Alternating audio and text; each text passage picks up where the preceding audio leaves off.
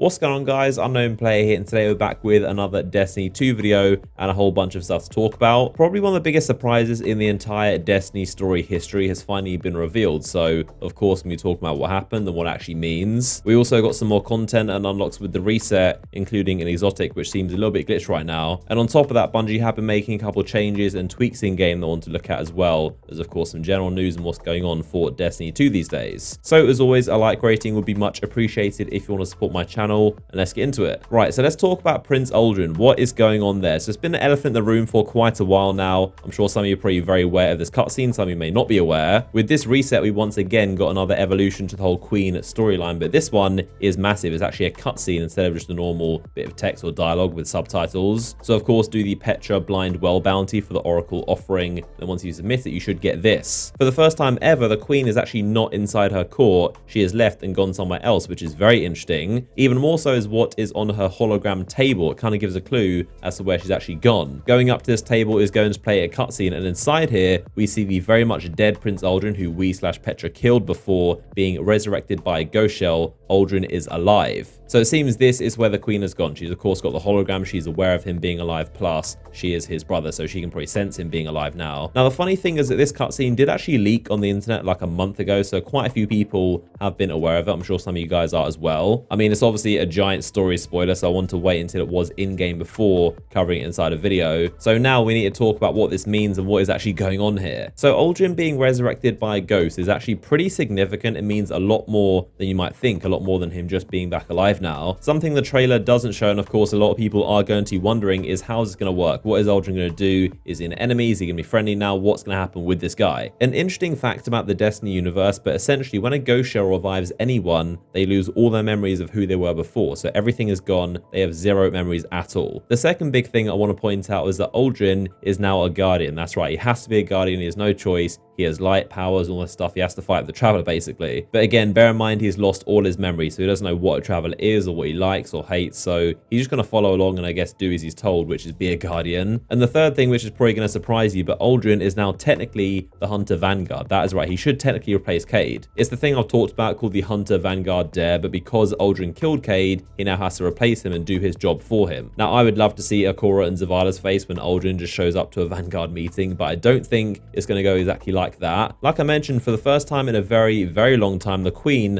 left her post and has actually gone somewhere, which is most likely to see Uldren to kind of greet him as he wakes up. That in itself is actually massive because she's been here for a very, very long time, basically hiding out and doing her master plan. So for her to leave is definitely a big deal. I think what's a very big question is, what is the Queen going to tell Uldren when he wakes up? Because he is basically a blank slate. She can tell him anything and he'll probably believe it. So I want to know what she is going to tell him. This also perfectly explains why she wasn't that bothered about us killing her brother, which she should be very mad about in theory. She didn't think that highly of him, but she obviously cared a lot more about him than the Guardian. So it makes sense why she wasn't that bothered, because she knew the whole time this was going to happen. It's also worth noting that the Queen and her brother are more than thousands of years old, so it's a lot of knowledge that he has lost. The thing is, Uldren will actually make a pretty good Guardian. He's definitely very powerful, one of the most powerful there was, and obviously a skilled pilot as well. It's just funny because the old him used to despise Guardians, but now he has to be one and also replace Cayde 6 and do his job for him. Whatever does happen though, I think this is definitely some of the best storytelling in Destiny. It's such a good, like, interesting plot twist that nobody expected. The majority of characters in Destiny used to be so one-dimensional and just kind of basic, but now we've got actual character development, we've got plot twists, we've got stuff like this, which is surprising. I mean, it's also impressive how we're still getting a story like months after Forsaken. We've got this rolling, progressive, kind of evolving story over time. Leave a comment, let me know, what do you guys think of Uldren being a Guardian? What do you think of him being the new Hunter Vanguard? Or what do you think is going to happen with the Queen season first? Also, bear in mind the Ghost, of course, is with them, so that'll be another witness to whatever's going to happen, but it's going to be very, very interesting. So let's talk about some other stuff going down inside Destiny 2 recently. So something pretty strange, of course, came with the brand new forge that is now unlocked. With the reset, the new forge is now available. So it's called the Izanami Forge, again on Nessus, but this one requires a very, very, very long quest line to actually get into the forge. But for some reason, one of the 3 elusive Black Armory exotics is now dropping as a partially random drop and a partially kind of glitched quest drop as well. So Bungie hasn't spoken on this just yet, but of course it does seem like this isn't the intended way for it to drop. It wasn't supposed to be like this. Only a very tiny amount of people actually got this weapon to drop, but for some reason it seems to be 3 main sources. That is firstly the new forge, the Izanami one on Nessus, also the Gafanan forge on Nessus, and for some reason a hand cannon frame from a previous week. The majority of people who got this bow to drop for them had a hand cannon frame from last week on them. They did the Gefanen Forge, and when they completed it, got the hand cannon and also the exotic at the same time. But there are also some people that got it normally in the Gefanen Forge as a drop, and also in the new forge, the Izanami one. So it seems to be a very, very rare drop from those. Most people, though, had a hand cannon frame. Of course, it's now out there, so Bungie can't change anything. It's going to stay like this. So if you, for some reason, have a hand cannon frame left over from last week, then do the Gefanen Forge, and it should maybe, hopefully, give you this bow. But it's supposed to be a very special exotic. Of course, the 3 symbols. This one is the butterfly,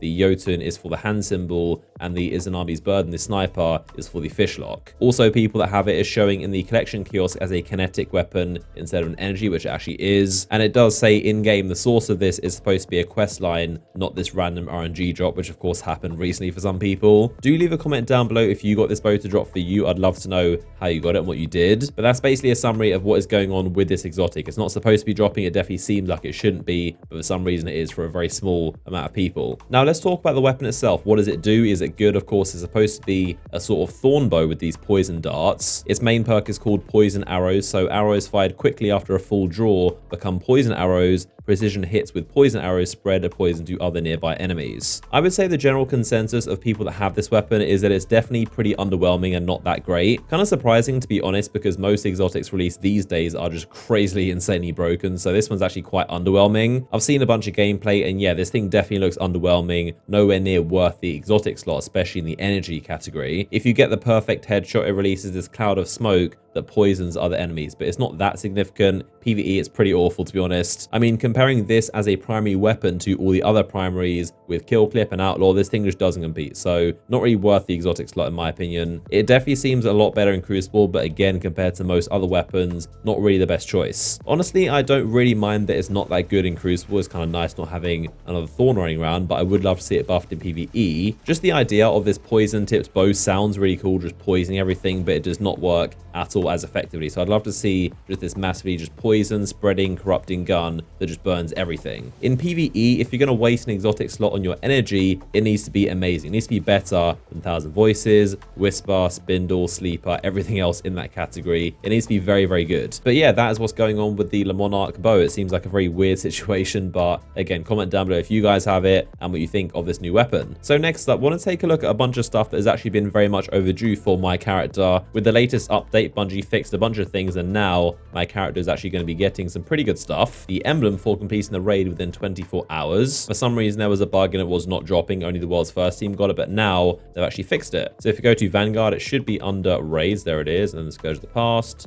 And there it is, best of the best. So complete all encounters in the raid within the first 24 hours. So if you claim this, it should give us, boom, there it is, the emblem. Scourge of Nothing. So that is the actual real emblem for doing it within 24 hours. The other one is just the basic. So you can pop that on, and there we go. That is the brand new 24-hour emblem. I'm actually not sure how many people have this emblem. Bungie haven't released the numbers yet. Something else that was owed to me by Bungie that you may have caught a glimpse of was this thing, the Harbinger's Echo Sparrow. So this is a lot more overdue, but of course this sparrow is the reward for completing and shooting all 40 eggs inside the Dreaming City. This is actually a guaranteed drop, so when you shoot the 40th egg, this will drop for you, but of course was a bug. So if you did it on multiple characters, it messed up. But now they fixed it, and here you go. If you got the 40 eggs, this is going to be inside your collections. You can grab it as well. Obviously, it looks amazing, but also it's got two very cool perks of the instant spawn and also the roll stabilizer. So it's a very, very nice sparrow. It's the first and only sparrow that you're not allowed to put a shader on, so you can't customize it. I'm not sure why you'd want to. It looks amazing, but of course it matches the ship from the Black Spindle, which also you can't put a shader on. So these two are like a really cool matching set, which I quite like. The third thing is also something Bungie announced would be coming to us a while ago, but eventually has finally arrived. If you go to Zavala, he should have this very special present for us, which is the gratitude package, of course, the veterans reward bundle. So if we hit this, we should get a bunch of stuff. Oh, there you go. So you get a knife trick, you get the coin flip, you got a shader,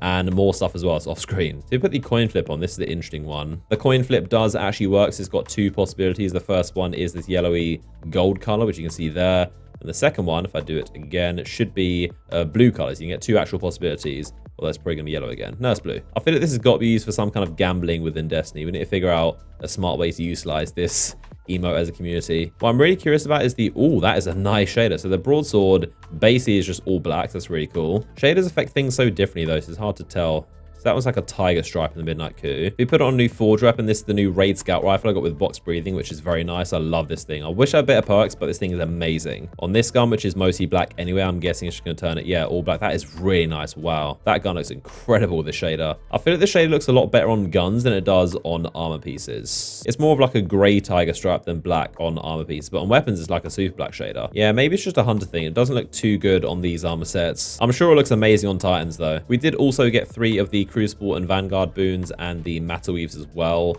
And the emblem, I'm pretty sure, went to the kiosk. To be honest, I'd kind of forgotten about the Veterans bundle and the Sparrow, but it's kind of nice to see them arrive. Oh, that's a nice exotic. I'll take that. I know January, they're definitely planning a lot more bug fixes and kind of tweaks and general quality of life fixes, so that should be good as well. But yeah, I think that's going to do it for today's video. As always, if you enjoyed it, then before you leave, a like rating down below is massively appreciated. It helps support the channel. If you don't want to miss out on my future videos, then you can subscribe down below and hit the bell icon next to it to be the first to watch my new uploads. If you want to follow me on Instagram and Twitter, they're both linked down below in the description. This image will take you to a recent video of mine, but as always, I appreciate you guys, and I'll see you all in the next one.